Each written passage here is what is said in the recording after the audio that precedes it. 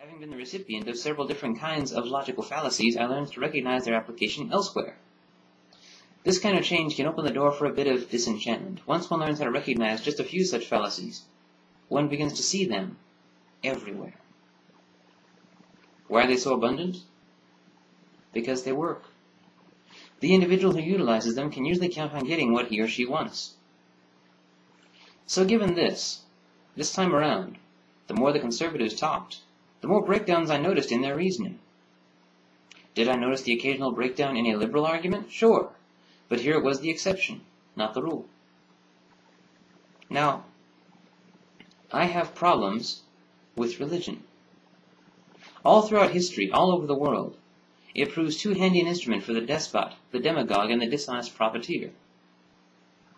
Do I have a problem with the individual who profits by honest means, by attending to the actual needs of others, by advancing the quality of life of others instead of preying upon their insecurities? No. But religion, it is clear to me, instead of being a handy safeguard against such abuses, is an instrument for their manifestation.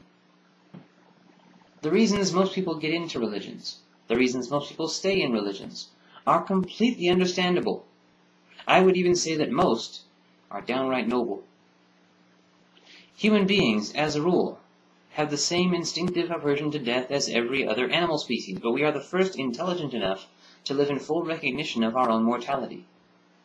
We are the first to spend most of our lives cognizant of the fact that we will die one day, and most of the time there's no way to tell exactly when.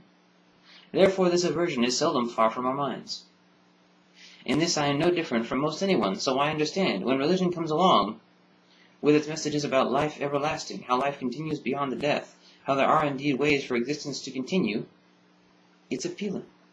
The overwhelming majority of people who have ever existed have had a desire to do the right thing.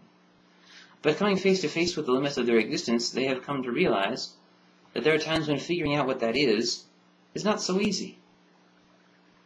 Along comes religion, with its offer of ways to make it easy, and it's appealing. The overwhelming majority of people who have ever existed have recognized the advantage of peaceful coexistence with their neighbors instead of war. Along comes religion with its at least initial messages of peace, and its promises of a way to deliver that peace, and it's very appealing. The overwhelming majority of people who have ever lived have at some point experienced personal tragedy, or known someone who has, and been powerless to do anything about it. Along comes religion with its claims about how that tragedy is not so tragic because the individual in question is not really lost, but lives on, and will never again experience suffering, and you really will see them again one day, and it's incredibly appealing. This same overwhelming majority have, at one time or another, felt helpless because of such events, and wished with all their being not to be helpless anymore. Wished they could do something about all the suffering and injustice in the world. I would hazard to opine that helplessness is just about the worst feeling in the world. Here comes religion, with its promises that if you do certain things just right, you won't be helpless about such things anymore, and the appeal is staggering. To help the world, to feed the starving masses, to mend every injury, to eliminate all disease and oppression, even to the point of being willing to sacrifice to that end, is about the most unselfish thing someone could want, and I find it incredibly curious just how common this characteristic is. I have nothing but respect for such wishes and intentions. But human beings are beings of projection. That is, we have a tendency to assume that things that hold true about us hold true about others. So when someone comes along with all these incredible offers, any suspicion of duplicity is the furthest thing from our minds. Most of us honestly make the assumption that others are as honest and trustworthy as we are. I honestly believe that a religion-free world will be a better place. I believe it will have more reason, less crime, less poverty, less squalor, less disease, less war, less desperation. But that must happen by specific means. The Soviet Union, China, and a few others have tried to rid themselves of religion by force, but this means is misguided.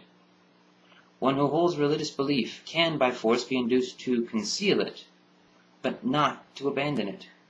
Force is not an argument. The various campaigns of force by one religion against another across the centuries should have demonstrated this clearly enough. The only just application of force is in opposition to force. The woman I referred to previously will not stop believing in leprechauns just because she is not allowed to admit it or express it, only if the absurdity of this belief is demonstrated to her in terms she understands. This can happen. This will happen. Only under freedom of expression. I believe that a world free of superstition, a world in which sophistry is no longer accepted as argument, will be a better place. And I believe that a world in which everyone understands, at least to some extent, how to apply reason and logic, will be such a world. Therefore I do what I can to proliferate reason, logic, and depth of comprehension. Now what if I'm mistaken? What if a world in which everyone understands this remains superstitious? Well, I'm confident that I'm not mistaken, but setting that aside for a moment, if I am mistaken, at least in such a world, everyone will understand, or at least appreciate, and perhaps make an effort to apply reason and logic. And surely more good than ill will come of that.